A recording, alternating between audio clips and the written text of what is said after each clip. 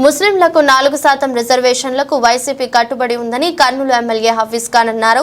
ఆదివారం ఆయన తన సందేశాన్ని వీడియో ద్వారా మీడియాకు విడుదల చేశారు. తమ పార్టీ అధినేత జగన్మోహన్ రెడ్డి ముస్లింలకు అండగా ఉన్నారన్నారు. ఎన్డీఏ కూటమి నేతలు చంద్రబాబు, పవన్ కళ్యాణ్ పట్ల తమ చిత్తశుద్ధిని నిరూపించుకోవాలన్నారు. వైఎస్ఆర్ కాంగ్రెస్ పార్టీ అధ్యక్షులు జగన్మోహన్ రెడ్డి గారు నెల్లూరులో మాట్లాడుతూ ముస్లింల రిజర్వేషన్లు ఖచ్చితంగా కాపాడతాం, ఎన్ఆర్సీసీఏ లాంటి చట్టాలని అడ్డుకుంటాం, యూసీసీలో మీ మనోభావాలకి దెబ్బతింటున్నాయంటే ఖచ్చితంగా దాన్ని కూడా అడ్డుకుంటామని చెప్పి ధైర్యంగా క్లారిటీతో చాలా స్పష్టతతో మాట్లాడడం జరిగింది. అలాగే ఒక ఛాలెంజ్ విసరడం జరిగింది.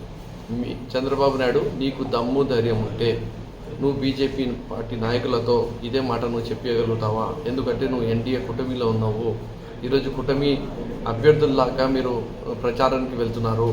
ఒకవైపు మీకు కూటమిలో ఉండి ఓట్లు కావాలా, రెండో వైపు మీరు మైనార్టీలని మోసం చేసే విధంగా మీరు ప్రచారం చేస్తారా అని చెప్పి నీకు సూటిగా అడుగుతున్నాము.